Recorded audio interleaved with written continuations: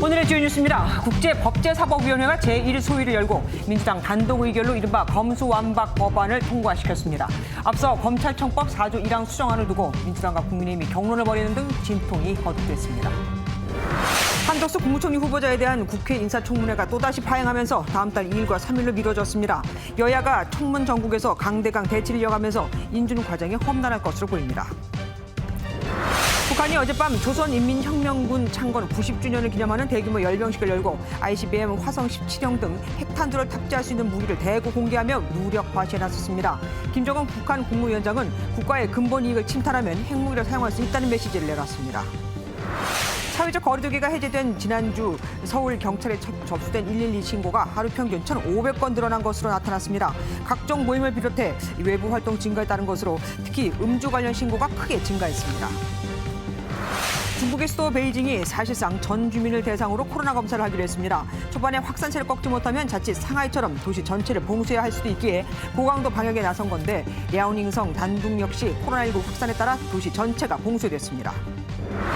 소비와 투자 부진으로 올해 1분기 경제 성장률이 0.7%에 그쳤습니다. 하지만 2분기부터 수출 악재가 본격화될 전망이어서 저성장 고물가 시대로 접어들었다는 분석이 이미 나오고 있습니다.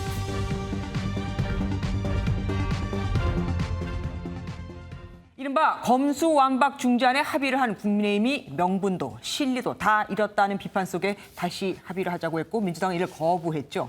어젯밤 전초전을 벌인 데 이어 여야가 오늘 또 신경전을 벌이고 있습니다. 국제법제사법위원회가 법안 심사 제1소위원회를 열어서 검찰의 수사 기소 분리 법안 심사에 돌입했거든요. 그런데 지금 방금 검수완박 법안이 법사위 소위를 통과했다는 소식이 들어왔습니다. 민주당 단독 의결이었다고 합니다. 국회 취재기자 연결해 보겠습니다. 안보람 기자, 속보 전해주시죠. 네, 검수완박 법안 약 10분 전쯤 법사위 소위를 통과했습니다. 오늘 소위는 오후 2시쯤 시작했으니까 약 5시간 만에 마무리된 겁니다. 여야 간 신경전은 시작과 동시에 벌어졌습니다. 더불어민주당은 박병석 의장 중재안에 대한 재협상 요구 그 자체를 협상 파기라고 규정하고 속도전에 들어갔는데요. 국민의힘 역시 민주당의 수정안도 중재안의 범위를 넘어섰다면서 중재안을 파기한 거다 역공에 나섰습니다. 이게 이제 없는 내용이라서 저희가 이게 이제 문제라고 얘기를 하는 거죠. 그리고 각 기관의 의견까지 어느 정도 반영해서 만든 안을 오히려 합의 파기다라고 이렇게 이야기를 하는 것은 좀 너무나 지나친 의도 있는 어떤 행동이 아닌가라는 생각이 듭니다. 양측 다 물러날 생각이 없어 보입니다. 네, 그렇습니다. 민주당은 강행할 명분, 국민의힘은 합의를 깨트릴 명분을 찾는 모습입니다. 어떻게든 모양 좋게 검수완박을 마무리하고 싶은 민주당은 물밑 협상을 공개하기도 했는데요. 3+3 협상안, 그러니까 애초 부패와 경제로 한정했던 검찰의 한시적 직접 수사권 범위를 부패, 경제, 선거로 늘리되 나머지 3대 범죄, 그러니까 대형 참사, 방위사업, 공직자에 대해서는 중재안대로 4개월 뒤 폐지하자고 했는데 국민의힘이 거부했다고 했습니다. 국민의힘이 보류를 요구하는 공직자와 선거범죄 중 선거범죄 수사권 폐지를 유예하겠다고 했는데도 받아들이지 않았다는 겁니다. 민주당은 국민의힘이 끝까지 협조하지 않는다면 정의당과 함께 입법을 서두르겠다는 방침입니다. 일단 오늘 법사위 전체 회의까지 처리하고 내일 본회의를 열어 4월 국회 처리를 밀고 나가겠다 이런 생각인데요. 국민의힘은 민주당이 표결로 밀어붙이면 안건조정위원회를 신청하겠다며 맞서고 있어서 실제 본회의 통과까지는 상당한 진통 이어질 전망입니다. 지금까지 국회에서 MBN 뉴스 안보람입니다. 국회의장의 중재 노력도 여야에겐 소용이 없었습니다. 더불어민주당은 내일 본회의 통과까지 시도할 계획이었는데 방금 전에 검수완박 법안이 법사위 소위를 통과했다는 소식이 들어왔죠. 하루 종일 이어진 양측의 대결, 황지영 기자가 모아봤습니다. 각자 원내대책회의를 개최하며 포문을 연 더불어민주당과 국민의힘은 합의안 파기는 야당의 협치 포기다, 여당의 입법 독재다를 외치며 기선제압에 나섰습니다. 이후 중재를 위해 열린 국회의장 주재 여야 원내대표 회동에서도 양당은 접점을 찾지 못하고 헤어졌습니다. 합의가 되거나 그런 것은 전혀 없는 것이고요. 저희로서는 기존 합의 사항대로 추진할 수밖에 없다는 점을 분명히 말씀드렸고. 오후 들어 양당은 서로를 비난하는 데 집중했습니다. 민주당이 윤석열 당선인이 합의 파기를 주도하고 있다며 규탄 시위를 열자 국민의힘 규탄한다. 국민의힘도 민주당의 입법 폭주라며 맞불 규탄 대회를 개최했습니다. 검수완박 중단하라. 의석수에서 밀려 표결로는 입법을 막을 수 없는 국민의힘은 긴급 의원총회를 통해 국민 여론을 믿자며 내부 결속을 강조했습니다. 국민들께서 아주 올곧은 목소리를 우리가 내주길 바라고 있는 상황 속에서는 국민을 믿고 저희가 민주당에게 맞섰으면 좋겠다. 민주당이 법사위에 이어 내일 본회의까지 열어달라고 국회의장에 요구하며 속전속결 전략을 가동한 상황이어서 양당이 더 강하게 충돌할 것으로 보입니다. MBN 뉴스 황지연입니다. 국민의힘의 마지막 카드인 필리버스터도 민주당의 회기 쪼개기에 막힐 가능성이 큽니다. 윤석열 당선인 측은 문재인 대통령의 거부권 행사를 촉구했습니다. 의원 불수사 법안이 돼버렸기 때문에 문 대통령이 거부권을 행사하는 게 당연하다, 이런 식이었죠. 하지만 문 대통령은 이미 그 중재안에 찬성한다는 입장을 밝힌 있기 때문에 그럴 가능성은 별로 있어 보이지 않습니다. 우종환 기자가 보도합니다. 더불어민주당의 검수완박 처리 데드라인은 문재인 대통령의 마지막 국무회의인 5월 3일입니다. 이 날짜를 맞추려면 빠르면 내일, 늦어도 29일까지는 본회의를 열어 통과시키겠다는 게 민주당 계산입니다. 다만 여야 간 의사일정 합의가 어려운 만큼 직권상정 권한을 가진 박병석 국회의장의 협조가 필수입니다. 의장께서는 이미 자신의 최종안을 수용한 정당의 입장에 서서 국회를 운영하겠다고 했기 때문에 그 약속을 이제는 지키셔야 된다. 반면 이를 저지하려는 국민의힘의 선택지는 무제한 토론, 필리버스터가 유일한 상황입니다.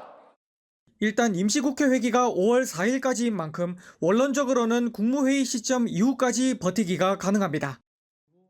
민주당이 일방적으로 강행 처리할 경우에 필리버스터 등 국회법이 정한 절차를 모두 수단을 사용하겠다는 것이.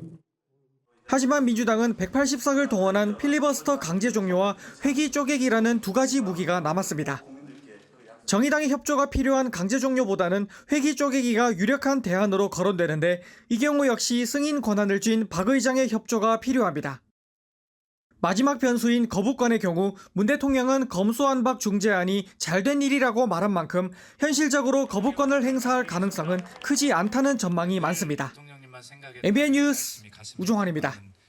문재인 대통령과 윤석열 당선인 측은 검수완박 중재안과 관련해 날선 공방을 주고받았습니다.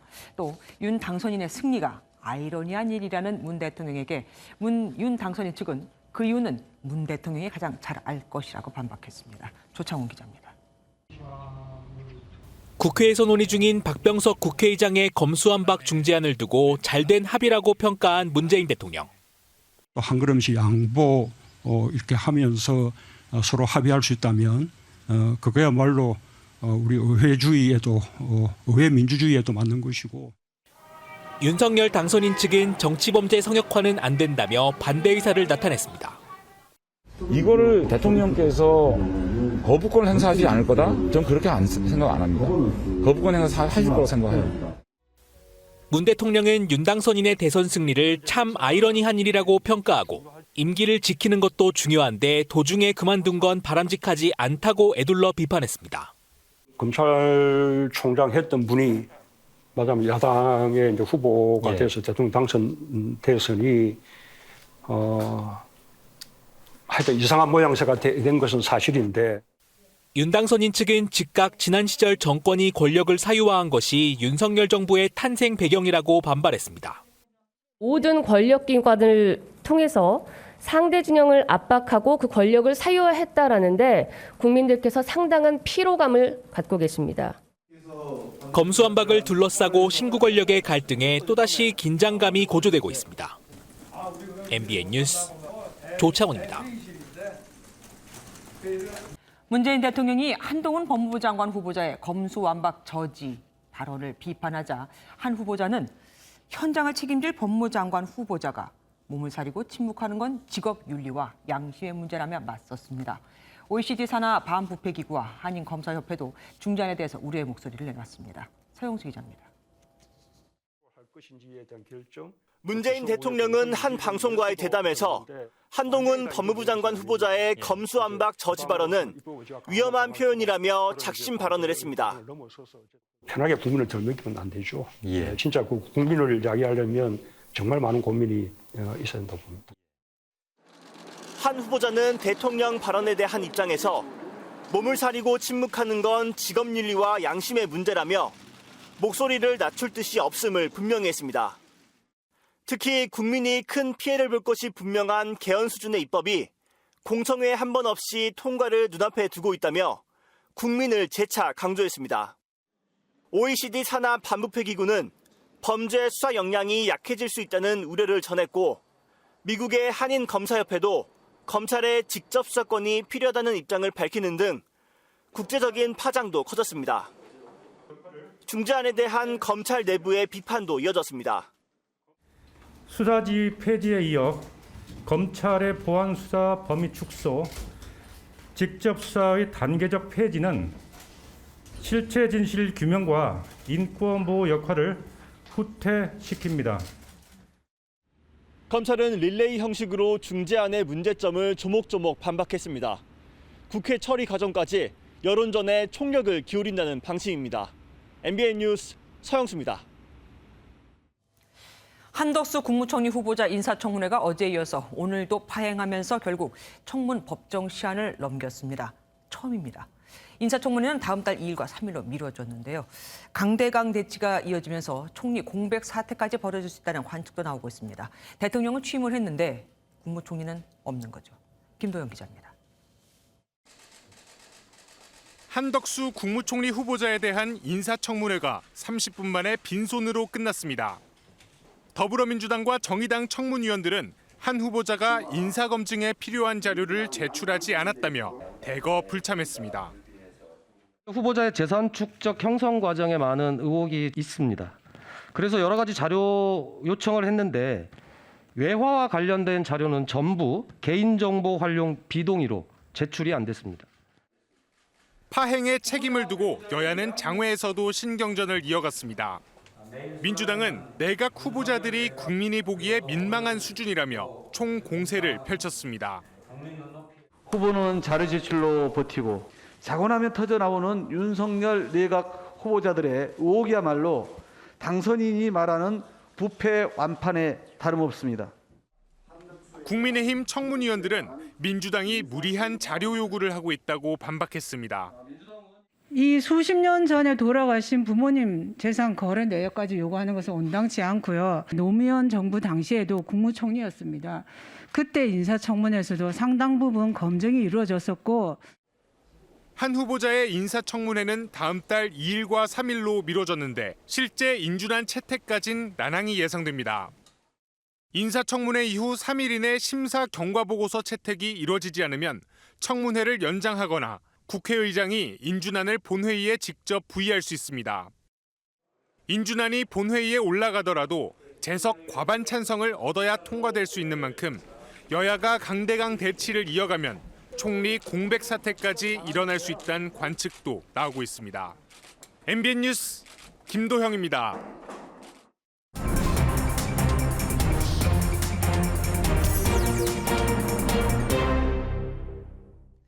정치권 뒷이야기 전해드리는 정치 톡톡 시간입니다. 정치부 박자원 기자와 함께하겠습니다. 어서 오십시오. 검수완박을 놓고 여야 정치권의 공방이 아주 거셉니다. 그런데 민주당이 유독 한동훈 법무부 장관 후보자에 대해서 아주 비판의 수위를 높이고 있어요. 이유가 뭘까요? 네, 민주당은 검수완박 중재안에 대한 여야 합의가 한동훈 후보자의 발언으로 무산됐다면서 이를 집중 공세하고 있습니다. 민주당은 한 후보자가 윤석열 정권의 소통령이라고까지 하면서 한 후보자의 한마디에 윤당선인과 국민의힘이 바뀌었다고 지적했습니다. 한동훈 장관 후보자의 전화 한 통과 윤석열 당선자의 변심으로 좌초위기에 놓였습니다. 이 과정에서 국민의힘은 청와대 출장소로 전락했고 윤석열 당선인의 복심 한동훈 후보자는 이미 소통령이 된 듯한 민주당의 이 같은 공세는 검수완박에 대해 검찰 출신 인사들이 반대하고 있다는 점을 부각시키고 또 한 후보자의 인사청문회를 앞두고 기선을 제압하려는 의도로 풀이됩니다. 이준석 대표는 이미 재검토 입장을 정하고 한 후보자와 통화한 것이라면서 민주당은 그럼 추미애 전 법무부 장관에게 자문을 구하라며 역공을 펼쳤습니다. 예, 그러니까 과거에 추 전 장관이 검수완박에 대해서 뭐 입장을 내놨으니까 한 후보자도 뭐 가능한 거 아니겠냐 이 얘기인 것 같습니다. 합의 파기로 가장 곤혹스러운 입장에 놓인 게 바로 권성동 원내대표 아니겠습니까? 그런데 이 권 원내대표는 물론이고 이준석 대표의 책임론도 나오고 있던데 그건 왜 그런 겁니까? 네, 먼저 이 중재안 합의 당사자였던 권성동 원내대표가 당시 제대로 보고도 하지 않고 중재안을 서명한 게 아니냐는 비판이 좀 일었습니다. 그러자 당선인 측에선 오늘 의견 교환이 있었다고 밝혔습니다. 당연히 상황은 확인하고 청취하고 있었고 윤석열 대통령 당선인은 그 중재안이 합의된 당일 부산에서 민생 일정을 하고 있었습니다. 그 일정 중에 전화 통화를 통해서 잠시 말씀을 보고 들은 것으로 알고 있고요. 국민의힘 지도부 관계자도 검찰에서도 보안 수사권을 반드시 지켜달라고 원내 지도부에 요청한 것으로 안다고 밝혔습니다. 당 일각에서는 검수완박 중재안의 문제점을 조용히 짚고 넘어갈 수 있었는데 이준석 대표가 이 SNS의 문제점을 지적하면서 일부러 사태를 키웠다는 지적도 나옵니다. 그러니까 이준석 대표가 중재안이 나왔을 때는 그냥 넘겼고 오히려 나중에서야 그 문제점을 지적했다 이 얘기군요. 그리고 윤 당선인이 출연했던 예능 프로그램이 문재인 대통령하고 김부겸 총리의 출연을 거부했다고 하지 않았습니까? 그런 주장이 나왔었는데 이번엔 또 이재명 당시 후보였죠. 그분의 출연도 거부했었다고 하던데 그게 맞는 겁니까? 확인된 건가요? 네, 새로 나온 폭로인데요. 그 당시 이재명 후보의 전 비서관이었던 김지호 전 비서관이 오늘 SNS에 폭로했습니다. 이 고문이 경기지사일 때부터 대선 후보일 때까지 CJ 측에 출연 의사를 타진했는데 이뤄지지 못했다면서 거절 사유는 당시 진행자가 정치인 출연을 극도로 조심스러워한다고 언급했다고 밝힌 겁니다. 이와 관련해서 CJ는 별다른 답변을 내놓지 않고 있는데요. 참고로 CJ는 박근혜 정부 때 이미경 부회장의 퇴진 압박에 좀 시달린 적이 있었잖아요. 예. 그래서 더 이슈가 되고 있습니다. 그렇다면은 윤 당선인 측이 CJ 측에 압박을 했거나 아니면 CJ가 윤 당선인 측에 잘 보이려고 알아서 그렇게 했다 이렇게도 볼 수 있겠네요. 아직 정확히 나온 것은 없지만 한 CJ 내부 관계자는 문 대통령이나 김부겸 총리 출연과 관련해서 상부의 보고가 올라오지 않았고 제작진이 자체 판단을 한 것 같다고 해명하고 있습니다. 윤 당선인도 결국 마찬가지 입장이라는 건데요. 이 해명이 사실인지는 좀 더 지켜봐야 될 것 같습니다. 방송계에서는 CJ가 내부 감사 제도를 도입해서 정치인 출연에 대한 분명한 원칙을 마련해야 한다면서 이번 같이 뭉개기식의 행태가 문제가 많다는 지적입니다. 예, 이번 지방선거에서 가장 관심을 받는 바로 지역이 경기도지사 아니겠습니까? 여기 대진표가 드디어 완성이 됐습니다. 그런데 벌써부터 신경전이 치열해요. 네, 아주 날선 신경전이 벌어지고 있는데 김동연, 김은혜 두 후보가 두 사람 모두 지역적 또 당이나 기반이 약하지만 여야 각 대선 후보의 강력한 지원을 받아오고 있다는 공통점이 있습니다. 또 김동연 후보는 오늘 기자회견에서 김은혜 후보에 대해서 윤석열의 아바타다 이렇게 세게 비난했는데요. 김은혜 후보는 김동연 후보에 대해서 이재명 정책을 받겠다면 대장동 특혜도 이어받을 것이냐, 또 이번에 문정권에서 실패한 부동산 정책을 두고 실패한 경제부총리가 아니냐 압박하기도 했습니다. 결국 경기도지사는 윤석열 대 이재명 이렇게 대결로도 우리가 압축해 볼 수 있겠습니다. 대구시장 후보로 결정된 홍준표 의원 26년 만에 여의도 정치에서 물러났습니다.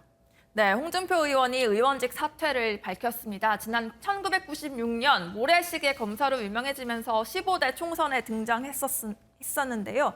대구시장 출마에 앞서 의원직 사퇴서를 제출하면서 26년간 여의도 정치를 그만둔다고 밝혔습니다. 이런가 하면 민주당 서울시장 경선에 참여한 박주민 의원은 법사위 여당 간사를 현재 맡고 있는 만큼 검수완박 때문에 아무리 발버둥 쳐도 선거를 치를 상황이 아닌 것 같다며 포기 의사를 밝혔습니다. 예, 오늘 여기까지 듣겠습니다. 박자원 기자, 정치 톡톡 함께했습니다. 고맙습니다. 북한이 어젯밤 조선인민혁명군 창건 90주년 기념 열병식을 개최했습니다. 불꽃놀이와 군사행진, 조명, 폭죽, 야간 에어쇼에 이어서 ICBM 화성 17형도 공개를 했죠. 김정은 위원장은 국가의 이익을 침탈하면 핵무기를 사용할 수 있다고 했는데 문재인 대통령과 친서를 교환한 지 나흘 만에 나온 발언입니다. 김지영 기자입니다. 평양 김일성 광장에 수만 명의 병력과 인민이 운집했습니다. 김정은 북한 국무위원장이 부인 리설주 여사와 함께 등장하고 인민을 향해 손을 흔듭니다. 지난해 9월 정권 수립 73주년 기념 열병식 이후 7개월 만으로 김 위원장이 인민군 창건일을 기념해 열병식을 개최한 건 이번이 처음입니다. 경애하는 김정은 동지께서 조선인민혁명군 창건 92돌세 즈음하여 4월 25일 대성산 혁명열사릉을 찾으시었습니다. 김 위원장은 국가의 근본 이익을 침탈한다면 핵무력을 결행하지 않을 수 없다며 핵무력을 더욱 강화하기 위한 조치를 계속 취해 나가겠다고 강조했습니다. 향후 정치적인 목적에 따라 핵을 기습적으로 사용하는 침략적인 성격의 일격 능력 확보에 집중하겠다는 의도로 풀이됩니다. 밤하늘을 대낮처럼 밝히는 불꽃놀이 후 북한은 지난달 24일 발사 성공을 주장한 ICBM 화성 17형과 신형 잠수함 발사 탄도미사일 SLBM, 극초음속 미사일 화성 8형을 공개했습니다. 대통령직 인수위원회는 지난 5년간 한반도를 위협하는 수단 개발에 몰두해왔다는 게 입증됐다고 비판했습니다. MBN 뉴스 김지영입니다.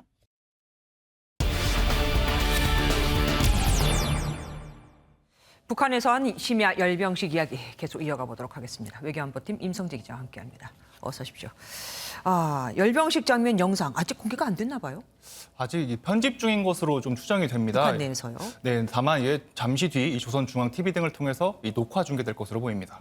어쨌든 그 사진은 나왔잖아요. 그 사진을 봤을 때 어떤 무기가 가장 위협적으로 보이던가요? 일단 가장 눈에 띄는 건 아무래도 화성 17형입니다. 미국 본토 전역을 사정권 내에 둬서 이 괴물 ICBM으로 잘 알려진 무기죠. 지난달 북한은 발사 성공을 주장하며 영화 같은 영상까지 만들며 이 대대적인 홍보에 나섰지만 우리 군은 당시 화성 17형이 아닌 화성 15형, 즉 9형 미사일을 쏜 것에 불과하다며 이 발사 실패라고 분석했습니다. 이를 의식이라도 한 듯 열병식에서 화성 17형을 공개했는데 의심의 시선을 일축하려는 의도로 풀이됩니다. 너희가 틀렸어. 이걸 한마디로 보여준 거군요.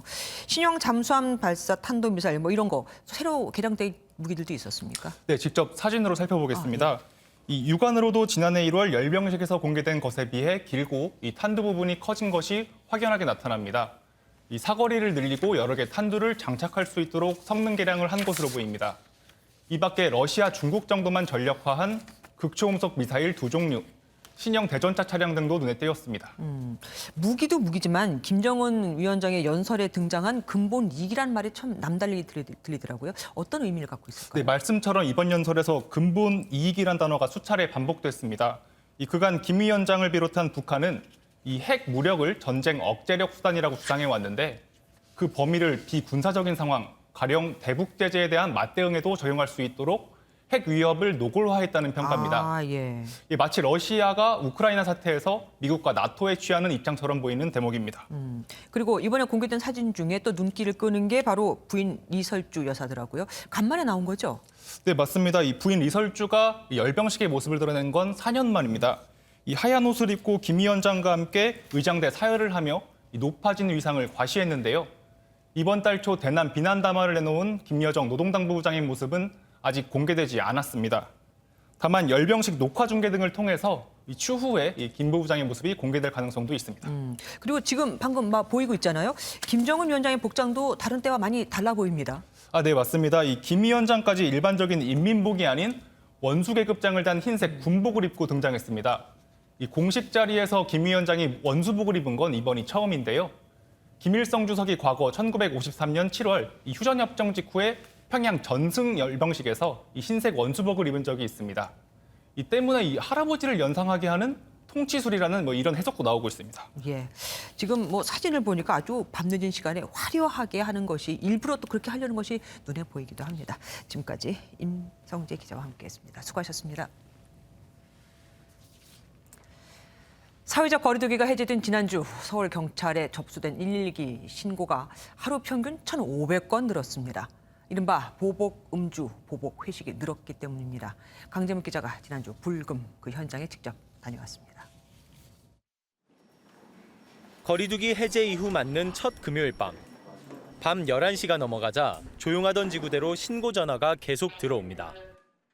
어떤 상황으로 출동하시는 거죠? 이제 여성분이 이제 술 드시고 길거리에서 아마 주무시고 계신다고 그런 신고가 들어왔거든요. 몸을 가누기 힘들 정도로 취한 행인. 길에서 넘어진 듯 옷에는 핏자국까지 묻어 있고 경찰 질문에도 답을 잘 하지 못합니다. 술을 좀 드셨나요? 바다 넘어지신 거예요? 넘어진 거 기억나세요? 경찰이 복귀하자마자 이번엔 남성 취객이 집을 찾지 못하고 있다는 신고가 들어옵니다. 야, 됐어. 그만해. 그만해. 아이고, 아무것도 아닌 것들이. 됐어. 보호자가 오기까지 주치자를 관리하고 인계하는 것 역시 경찰의 역할입니다. 뭘 자꾸만 기다리려고 그래. 왜 안 갔냐고. 가자고. 가서. 어머니 잠깐만 기다리세요. 보호자분 오신대요. 보호자분 같이 가야 되는데. 밤 12시가 훌쩍 넘은 새벽 1시입니다. 영업시간 제한이 해제되면서 새벽까지도 거리에는 사람들이 가득한 모습입니다. 거리두기가 해제된 지난 한 주 서울경찰엔 하루 평균 10,000건 이상 112 신고가 접수됐습니다. 거리두기 해제 전과 비교하면 1,500건 증가했습니다. 특히 음주운전 주치자 등 술과 관련된 신고가 하루 400건 늘었습니다. 거의 1년 반 정도를 이제 통제 등에서 생활하다 보니까 수요가 이제 늘어날 겁니다. 시민들한테도 좀 갑자기 풀렸다고 너무 과음하시거나 있어서 몸 상하시거나 또 이런 사건 사고에 휘말리지 않으셨으면 좋겠습니다. 거리두기 해제 일주일. 유흥업소가 밀접한 곳은 매일 밤 술 취한 행인들과 쏟아지는 112 신고를 감당하는 경찰 간의 줄다리기가 이어지고 있습니다. MBN 뉴스 강재묵입니다.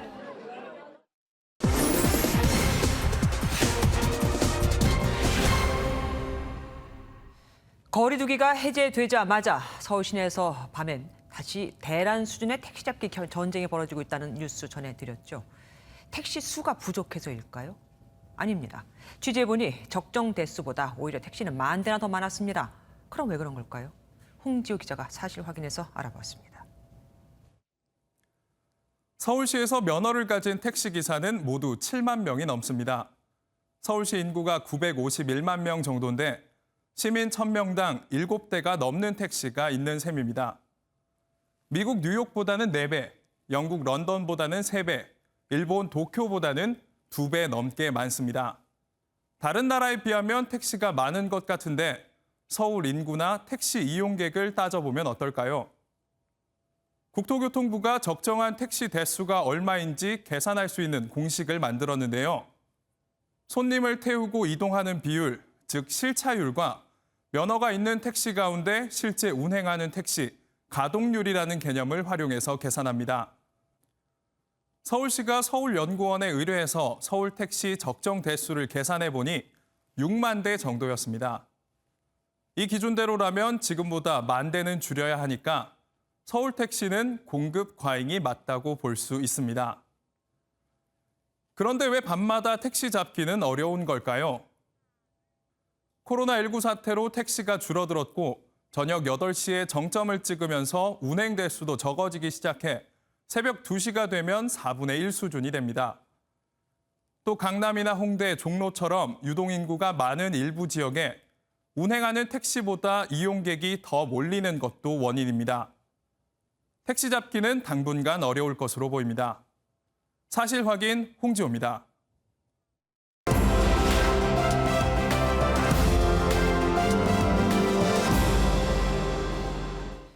오늘 하루 화제가 된 이슈를 모아 전해드리는 픽뉴스 시간입니다. 오늘은 이기종 기자와 함께하겠습니다. 이 기자 어서 오십시오. 첫 번째 보겠습니다. 배보다 배꼽이 큰 해외여행. 해외여행할 때 배보다 배꼽이 더 크다. 뭘까요? 네, 사전 PCR 검사 비용인데요. 4인 가족이 미국 LA로 여행을 가본다고 한번 해보겠습니다. 미국의 방역 지침에 따라 출국 전 PCR 검사를 한 뒤에 영문 음성 확인서를 준비해야 하는데요. 비용은 1인당 12만 원 안팎입니다. 또 여행이 끝나면 LA 공항에서 한국으로 들어오기 전에 PCR 검사를 받아야 합니다. 이번엔 우리 방역 당국 지침에 따라 출국일 기준 48시간 이내에 검사한 PCR 음성 확인서가 필요하기 때문입니다. 비용은 1인당 최소 $125입니다. 다 합치면 100만 원이 넘게 되는 겁니다. 그렇네요. 배보다 배꼽이 클 수 있을 것 같습니다. 진짜로. 그런데 방역 지침은 점차 완화가 되고 있지 않습니까? 다음 달이면 격리 의무도 사라질 것 같고 그러면은 사전 PCR 검사 곧 사라지지 않겠어요? 네, 이미 출국할 때 검사가 필요 없는 나라들이 있습니다. 예. 영국, 호주, 몰디브 등이고요. 싱가포르도 오늘부터 면제됐으니까 이 같은 추세가 이어질 것 같습니다. 문제는 여행 끝나고 돌아올 때죠. 항공, 여행 업계는 방역 당국에 지침을 좀 완화해달라 이렇게 요구하고 있습니다. 관련해 취재해 봤는데요. 방역 당국 고위 관계자는 비행기 타기 전 해야 하는 사전 PCR 검사 의무 당분간 유지하겠다고 답했습니다. 예. 국내외 확산 상황을 좀 더 봐야겠다는 거죠. 다만 PCR 검사 대신에 비용이 훨씬 적게 드는 신속 항원 검사도 인정하는 방안을 검토하겠다 이렇게 말했습니다. 그것도 좋은 계획이네요. 어쨌든 당분간은 여행 계획 짤 때 이 검사도 추가해서 고려를 좀 해야겠습니다. 다음 보겠습니다. 최고령 할머니 별세. 누가 돌아가신 거예요? 네, 2019년 영상인데 한번 같이 보실까요? 저 할머니군요. 네, 일본의 다나카 가네 할머니가 당시 116세 현존하는, 그러니까 당시 살아있는 최고령자로 기네스에 오를 때 장면입니다. 이때만 해도 정정한 모습이었는데요. 할머니는 1903년 1월 2일 9남매 중 7째로 태어났습니다. 네. 올해 119세가 된 할머니는 지난 19일 노환으로 별세했는데요. 45세에는 췌장암, 103세에는 대장암 판정을 받고도 이겨냈고 120세까지 살고 싶다 이런 희망을 밝히기도 했었는데요. 마지막 몇 달을 채우지 못했습니다. 네. 생전에 건강 비결로 초콜릿과 콜라 같은 맛있는 음식을 먹는 것, 그리고 취미인 수학 연산을 하는 것, 이런 것들을 꼽기도 하셨습니다. 수학 연산 같은 건 뭐 치매 방지도 되고 하니까 이해가 되는데 초콜릿과 콜라라 이거는 좀 의외입니다. 다음 보겠습니다. 철의 요새 어디 있는 겁니까?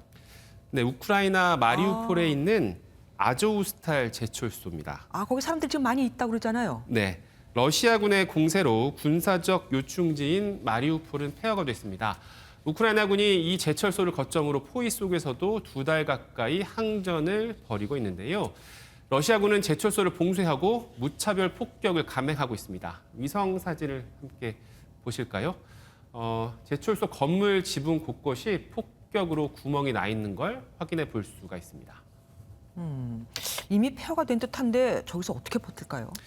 네, 제철소 지하에 있는 것으로 알려진 벙커 덕분인데요. 냉전 시대인 구소련 시절 핵 공격을 막기 위해 제철소 지하 곳곳에 터널과 벙커가 설치됐습니다. 네. 깊이 30m, 길이는 20km가 넘는 것으로 알려졌습니다. 거의 뭐 한 도시네요. 네, 그렇습니다.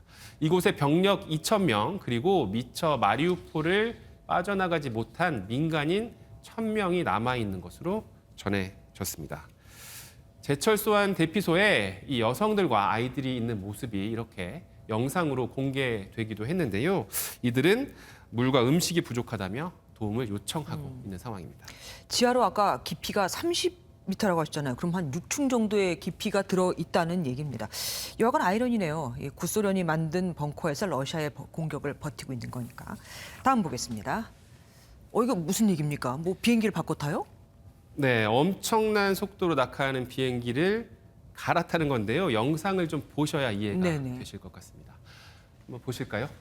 미국 애리조나주 상공에서 경비행기 2대가 나란히 날고 있습니다. 비행기가 추락하기 시작하는데요. 동시에 조종사가 이렇게 뛰어내립니다.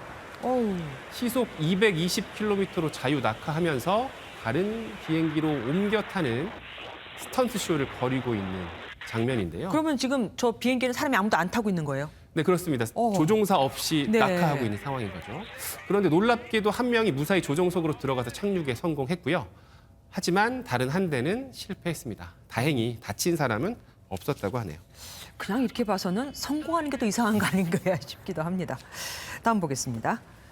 스토킹 피해 지원 확대. 스토킹 피해자들한테 지원이 좀 미흡하다는 얘기가 있었는데 좀 바뀌었나 봅니다. 네, 그렇습니다. 스토킹 피해자 개념을 확대하는 관련 법안이 오늘 국무회의에서 심의 의결됐습니다. 스토킹 방지 및 피해자 보호 등에 관한 법률 제정안인데요. 앞서 지난해 10월에 스토킹 범죄의 처벌 등에 관한 법률이 시행돼서 처벌 근거가 마련됐지만 피해자 지원은 미흡한 상황이었습니다. 스토킹 범죄를 당한 경우에만 지원이 가능했기 때문인데요. 사후라 이거죠. 네, 스토킹 범죄인지 여부는 스토킹 행위가 반복되는지 또 지속되는지가 중요한 판단 기준입니다. 반복. 그런데 예. 단 한 번의 스토킹 행위도 당하는 사람은 굉장한 공포를 느낄 수 있을 겁니다. 스토킹은 예방이 중요한 만큼 스토킹 행위의 대상이 된 것만으로도 지원할 수 있는 근거가 이번에 마련된 겁니다. 또 스토킹 행위를 당한 사람의 가족도 지원 대상에 포함됐습니다. 그런데 법안이 국회에 제출돼 통과된다고 해도 실제 시행되는 건 내년쯤에나 가능합니다. 처벌도 중요하지만 사실 피해를 막는 게 더 중요한 거 아니겠습니까? 세모녀 살인 사건 같은 건 다시는 좀 일어나지 않았으면 좋겠습니다. 지금까지 빅뉴스 이기종 기자와 함께했습니다. 고맙습니다. 새 정부의 미디어 정책 밑그림이 나왔습니다. 세 개 부처로 나뉘어 있는 미디어 정책은 미디어혁신위원회에서 총괄하고 사업자들의 경쟁력 강화를 위해 낡은 규제는 뜯어고치기로 했습니다. 재승인 기간도 늘립니다. 차민아 기자입니다. 서울 중구의 1인 미디어 스튜디오입니다. 주신 사연이 안녕하세요. 1인 미디어 같은 디지털 미디어는 대규모 자본이나 인력이 필요 없고 디지털 전환에 따라 급격히 성장하는 분야입니다. 미디어 생태계 전반에 혁신을 꾀하고 있는 새 정부가 주목하는 이유입니다. 4차 산업혁명 시대 아닙니까? 디지털 전환 시대에 있어서 가장 중요한 것이 바로 1인 미디어.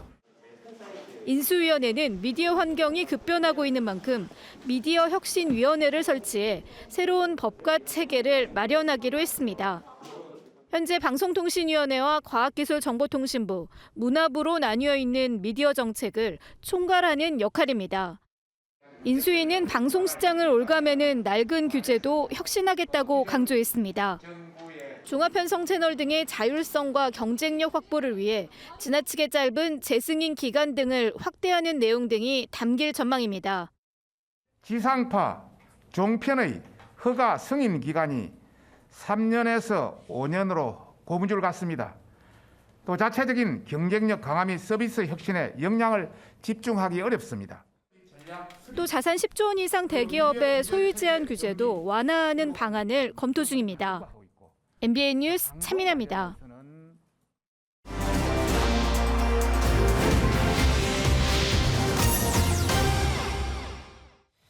고양이를 키우는 사람을 집사라고 하죠. 식집사도 있습니다. 식물을 키우는 분들을 가리키는데 여행을 가게 되면 이 반려식물 호텔에 식물을 맡기기도 하고 아프면 식물병원 응급실에 데리고 가기도 합니다. 세상 돋보기에서 정설민 기자가 들여다봤습니다. 친구들과 아파트 베란다에서 텃밭을 가꾸고 있는 강수민 양.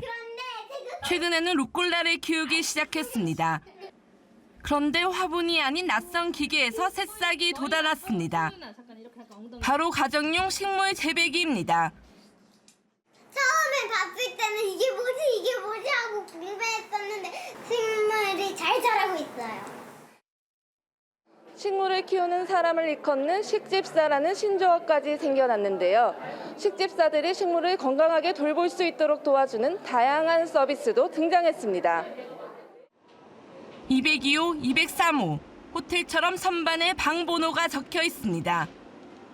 휴가나 명절 때 장기간 집을 비우게 되면 식물을 맡아 관리해주는 이른바 식물 호텔입니다. 식물 등을 설치를 해서 햇빛 역할을 하고 서큘레이터나 이렇게 가습기를 이용해가지고 수시로 관찰하면서 관리해드리고 있어요. 떡잎은 제거를 해드리고 일주일 정도 저희 병원에 입원을 시키신 다음에 아픈 식물들을 위한 병원도 등장했습니다. 온라인으로 진료를 받을 수 있으며 상태가 심각할 땐 응급실에 입원해 치료를 받게 됩니다. 아프고 나서는 어떻게 치료를 해야 될지 모르고 답답하다 보니까는 그냥 버리게 되는데 전문적인 지식으로 알려주고 좀 체계적으로 관리해서 코로나19 장기화로 지친 마음의 위로가 돼주었던 반려식물들이 새로운 산업을 만들어내고 있습니다. MBN 뉴스 정설민입니다. 오랜 투병 생활을 해왔죠. 소설가 이회수 씨가 어제 별세했습니다. 생전에 문학뿐 아니라 미술과 각종 예능까지 다양한 방면에서 활약을 했고 170만 명이 넘는 팔로워를 거느려서 SNS 대통령으로 불리기도 했습니다. 장진철 기자가 그의 삶을 되돌아봤습니다. 끝까지 버틴다는 뜻의 존버 창시자인 이회수 작가가 정작 본인은 더 이상 버티지 못하고 세상을 떠났습니다. 향년 76세. 빈소가 마련된 춘천 호반 장례식장에는 추모객들의 발길이 온종일 이어졌습니다. 소설가 이회수는 1972년 강원일보 신춘문예 당선 이후 뇌출혈로 쓰러지기 전인 2020년까지 50편에 가까운 왕성한 집필 활동을 벌였습니다. 기발한 상상력과 언어 유희는 독자들의 가려운 곳을 긁어줬습니다.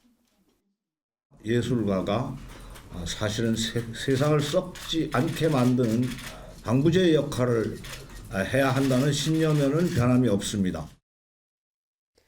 그의 시원한 문체는 온라인의 사이다 발언으로 이어져 트위터 팔로워만 170만 명을 거느렸습니다. 대권 주자들도 앞다퉈 이회수 SNS 대통령을 찾아 지지를 호소하기도 했습니다. 지역 농산물 팔아주기를 하는 등 지필 고향인 강원도에 대한 애정도 남달랐습니다. 어려운 농민들을 위해서 직접 나서서 트위터 대통령으로 그런 판매 활동도 해주셨다는 것에 대해서 굉장히 큰 고마움을 갖고 있습니다. 장례는 오는 29일까지 5일장으로 치러집니다. 제 작가로서의 좌우명은 쓰는 자의 고통이 읽는 자의 행복이 될 때까지입니다. 예나 지금이나 어쨌건 간에 독자를 사랑했던 작가로 기억되고 싶습니다. MBN 뉴스 장진철입니다. 이른바 검수완박과 관련해 계속해서 속보가 들어오고 있습니다. 그만큼 정치권이 급박하게 돌아가고 있다는 뜻이겠죠. 민주당이 잠시 후 9시에 법사위 전체 회의도 열 것이고 그곳에서 검수완박 법안도 처리할 거라는 소식 들어왔습니다. 이런 가운데 국민의힘은 8시 45분, 그러니까 전체 회의를 열기 15분 전입니다. 이때 검수완박 강행 처리 저지를 위해서 긴급 의원총회를 열 계획이라고 합니다. 중국이 수도 베이징에서도 사실상 전 주민을 대상으로 코로나 검사를 하기로 했습니다. 초반에 확산을 막지 못하면 상하이처럼 도시 전체가 봉쇄될 수 있다는 위기감 때문인데 한 달 이상 봉쇄된 상하이에선 그럼에도 연일 2만 명 안팎의 확진자가 나오고 있죠. 베이징에서 윤석정 특파원이 보내왔습니다. 밤늦도록 마트 앞에 길게 줄이 서 있습니다. 도시가 봉쇄될 수 있다는 우려에 베이징 시민들이 늦게까지 장을 보러 나온 겁니다. 大家还是有一点担心吧，因为好像有的地方下单已经网上下单下不过来了，所以买多一点点。 검사 대상 지역은 차오양구 한 곳에서 하루 만에 12개구로 확대됐습니다. 전체 베이징시 주민 2,200만 명 중 90%가 포함돼 사실상 전 주민 핵산 검사를 하는 겁니다. 집단 감염 발생지 한 곳은 이미 봉쇄됐고 문화 스포츠 활동과 대면 학원 수업도 중단됐습니다. 新增病例在管控范围之内，首都疫情防控到了关键时刻。 22일 이후 누적 감염자는 103명인데 더 확산하기 전에 차단하겠다는 겁니다. 도시 봉쇄 한 달이 지난 상하이시도 연일 2만 명 안팎의 확진자가 나오자 전 주민 검사를 재차하기로 했습니다. 또 북한과의 교역 거점인 중국 랴오닝성 단둥도 코로나로 봉쇄돼 북중 화물 열차 운행에 차질이 우려됩니다. 경제 중심 상하이의 봉쇄 해제는 기약이 없고 오히려 수도 베이징의 봉쇄 우려가 커지면서 중국의 제로 코로나 정책이 최대 위기를 맞고 있습니다. 베이징에서 MBN 뉴스 윤석정입니다. 세계 최고의 부자, 테슬라 최고 경영자 머스크가 소셜미디어 트위터를 인수합니다. 인수 금액이 무려 55조 원. 인수 이유는 표현의 자유를 확보하기 위해서라는데 오히려 트위터가 비상장사로 전환하면서 트위터 운영이 불투명해질 거라는 우려도 나옵니다. 과거 머스크는 트위터를 활용해서 도지코인 등 가상화폐 주가를 끌어올리는 등 여러 기행을 일삼아 왔으니까요. 워싱턴에서 최준락 특파원이 전해왔습니다. 머스크가 트위터를 집어삼켰습니다. 억만장자 테슬라 최고 경영자 일론 머스크는 소셜미디어 트위터를 440억 달러, 우리 돈 55조 원에 인수하기로 합의했습니다. 트위터 이사회가 만장일치로 매각을 승인했다는 소식에 주가는 5.6%대로 크게 오른 반면 테슬라 주가는 1% 내외로 하락했습니다. 머스크는 인수 후에는 비상장사로 전환하겠다고 밝힌 바 있어 최근 20년 새 관련 거래로는 가장 규모가 큰 것으로 전해졌습니다. 뉴욕타임스는 세계 지도자 등이 찾는 영향력 있는 소셜미디어를 인수하려던 세계 최고 부호의 승리라고 평가했습니다. 머스크는 트위터를 통해 인류 미래의 필수적인 문제를 논의하는 디지털 광장으로 어느 때보다 더 낮게 만들겠다며 포부를 밝혔습니다. 하지만 머스크가 비상장사가 된 트위터를 규제 당국 등의 감시를 피해 전 세계적인 온라인 담론에 영향을 줄 수 있다는 경계감도 커졌습니다. It starts off with freedom of speech. I think that's really been the starter for going after Twitter. But ultimately, it's really trying to shake up social media. 백악관과 민주당은 소셜미디어의 해로운 영향력을 견제했고 공화당은 이용자 검열이 사라질 것이라며 엇갈린 반응을 보였습니다. 다만 계정이 삭제됐던 트럼프 전 대통령은 자신이 설립한 트루스 소셜에서 활동하며 트위터로 돌아가지 않겠다는 입장을 밝혔습니다. 머스크가 표현의 자유를 강조하면서 트위터를 인수했지만 공동체 안전과 민주주의 보호에 우려할 만한 관점을 드러내고 있다는 지적도 제기됩니다. 워싱턴에서 MBN 뉴스 최중락입니다.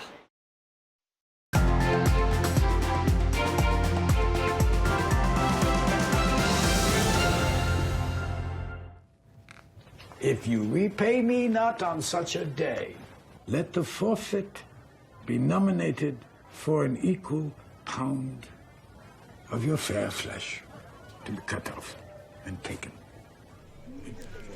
셰익스피어 5대 희극 중 하나인 베니스의 상인입니다.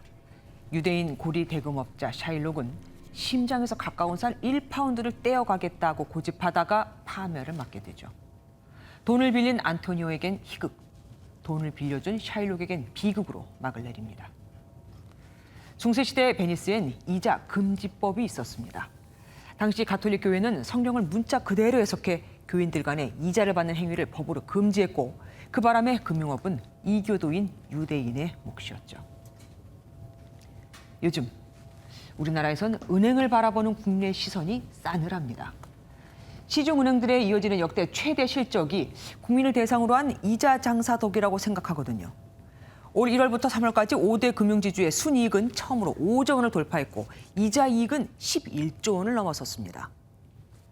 예대 마진이라고 불리는 예대 금리차는 샤일록처럼 은행이 돈을 빌려주고 받는 대출 금리와 예금자에게 주는 예금 금리 간 격차를 말합니다. 은행 수익의 원천이죠.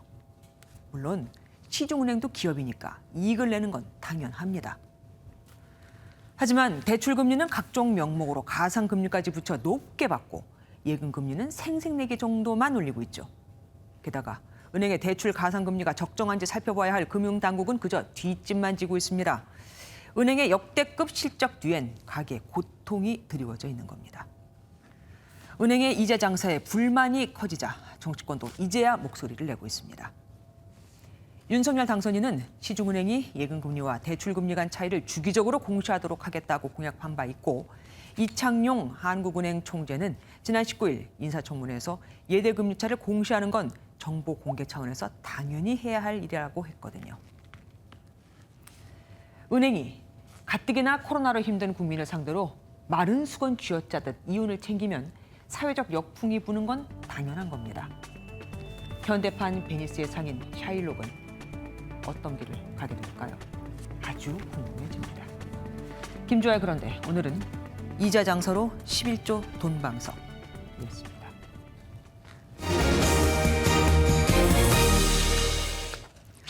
올 1분기 경제 성장률이 0.7%에 그쳤습니다. 소비 부진에 설비 투자도 줄었기 때문입니다. 고물가에 고금리, 고환율. 당초 한국은행은 올 우리나라 성장률을 3% 정도로 예상했었는데 이에 미치지 못할 것이라는 관측이 나옵니다. 윤지원 기자입니다. 올해 1분기 국내 총생산이 전분기 대비 0.7% 성장에 그쳤습니다. 지난해 3분기 이후 회복세를 보이는 듯 했지만 다시 둔화된 겁니다.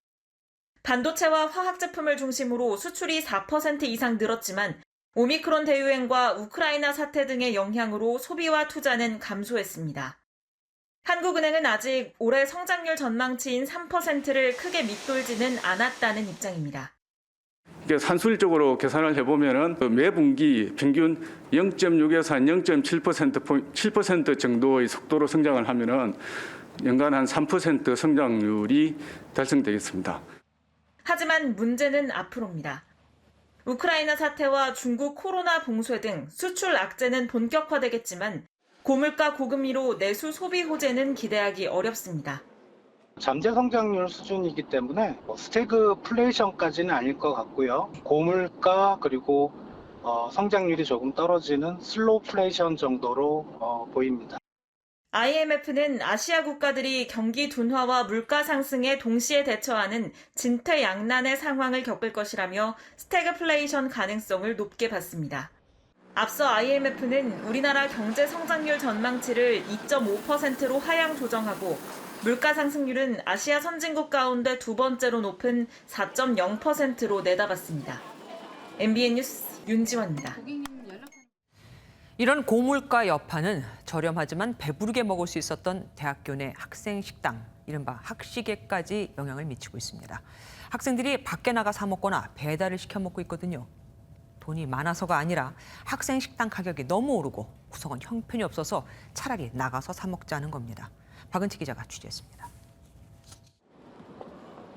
대면 수업을 시작한 대학 캠퍼스의 점심시간.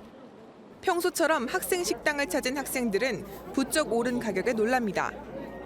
코로나19 사태 이전인 2019년 비싸야 4,000원 정도였던 학식이 대폭 올라 6,000원 이상이 대부분입니다. 일부 학생들은 학식 가격에 대해서 부담을 느끼고 있는 것도 사실이라서 배달률이 좀 많이 늘고 있는 것 같다고 생각을 해요. 학생 식당을 운영하는 생활협동조합은 가격 인상은 불가피했다는 입장입니다.